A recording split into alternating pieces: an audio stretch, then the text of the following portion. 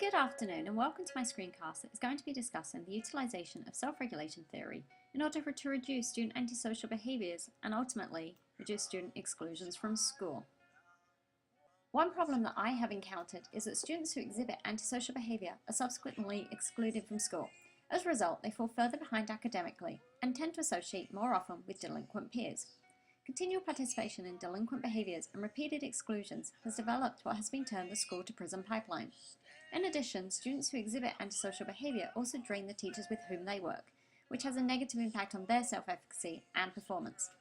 Finding a solution to assist students in improving and modifying their behaviour is an example of creating social change, as hopefully it will prevent students from future incarceration and teachers from experiencing burnout. Looking at exclusion data for a rural school district in Washington State allows for the identification of areas of concern and for data-driven decision-making.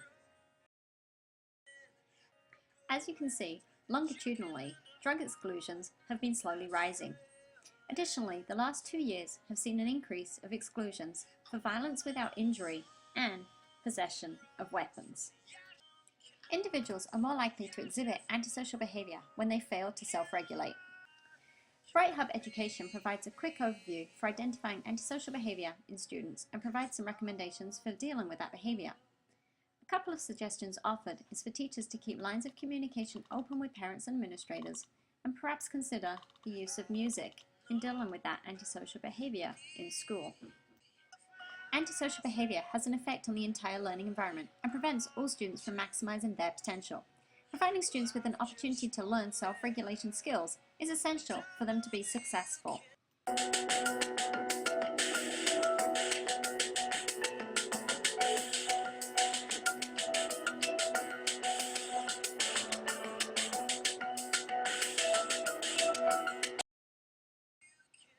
Self-regulation is the ability to control one's thoughts, emotions, and behaviours. This next clip presents the effects of effective self-regulation. Hi. Okay, marshmallows. What does that have to do with a child's success? Well, around 40 years ago, an American psychologist called Walter Mischel designed this test where you say to a young child, you have a choice. You can have one marshmallow now, or if you wait 15 minutes, you can have several marshmallows. And he made a very interesting discovery. Around 30% of all 4-year-olds will wait. The kids who wait scored on average 210 points higher on their college entrance exams. They also do considerably better in terms of their social development, their resistance to risky behaviors, temptations, aggression. When we consider how much we invest in incarcerating adults in comparison to how little is spent educating our youth, it's evident that addressing antisocial behaviour at an early age is critical for the economic health of our nation. This is a fact sheet published by the Vera Institute of Justice, which presents the cost for annual incarceration, as well as the $millions for operational costs of our state prisons. In comparison, this is an excerpt from the 2013 Organization and Financing Report from the Office for Superintendent of Public Instruction in Washington, which shows the basic education allocation for each student. As you can see here, as of July 2012, the average allocation per student was $5,140, a big difference to the $46,000 it costs to incarcerate an adult. Perhaps if schools can reduce antisocial behaviour, it might be possible to reduce the incarceration rate and invest the money saved right back into education. Of course, given that self-regulation is generally learned in early childhood and develops out of familial and societal norms, while schools can attempt to reframe behaviour, it's not an easy feat. When students particularly come from areas high in poverty and violence, where aggressive behaviour is the norm, self-regulation is not an essential life skill. Learning disabilities online shed some risk factors for antisocial behaviour and a model for promoting pro-social behaviour. The list of risk factors is extensive and includes things like individual impulsivity, family, societal, economic deprivation and unemployment, and school-based academic failure, which begins in elementary school. As we have witnessed so far, the importance of finding a solution to enhance students' self-regulation cannot be underestimated. Students often don't see how their behaviour impacts others. So you weren't bothered about the effect you were having on other students? No, because I didn't really see it like that.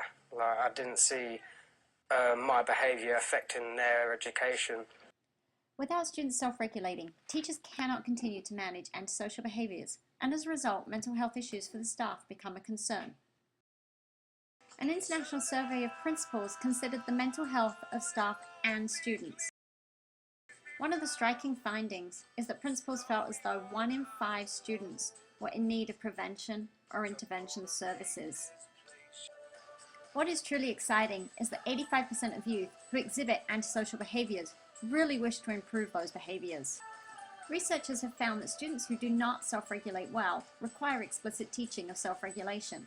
However, only 15% of self-regulation instruction was found by Menzies and Lane to occur explicitly. By analysing student exclusion data, it is possible to identify areas of concern and to focus on improvement. In addition, it's helpful to advocate for surveillance systems.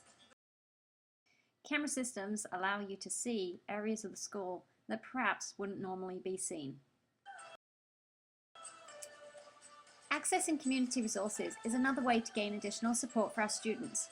Recently, I received an email from a previous school psychology intern who introduced me to a child behaviour health services program, which is certainly worth investigating. One truly feasible intervention is to create a semester elective class that integrates self-regulation skills training into the cultural arts. This program, the Prodigy program, has been found effective for reducing both adolescent antisocial behaviours and mental health issues. Prodigy provides a safe arena where youth can learn communication, problem solving, and conflict resolution skills through visual and performing arts. This intervention would be voluntary and modify the Prodigy program into a cultural arts elective. A control group to measure the success of the program would comprise those students unable to participate, and ethical procedures would be upheld, including gaining informed consent and ensuring prevention from harm. Archival, demographic, and student self-report mental health survey data would be collected and analysed. While schools will still compete with community values, it is our duty to help them become successful and productive citizens. Those students that are excluded from school miss out on learning opportunities, increase their risk for dropping out of school, and are more likely to engage in a delinquent lifestyle. The Cultural Arts Self-Regulation elective class is a possible intervention to reduce antisocial behaviour and therefore limit exclusion from school. Providing students with the skills to self-regulate and refrain from antisocial behaviour will create social change.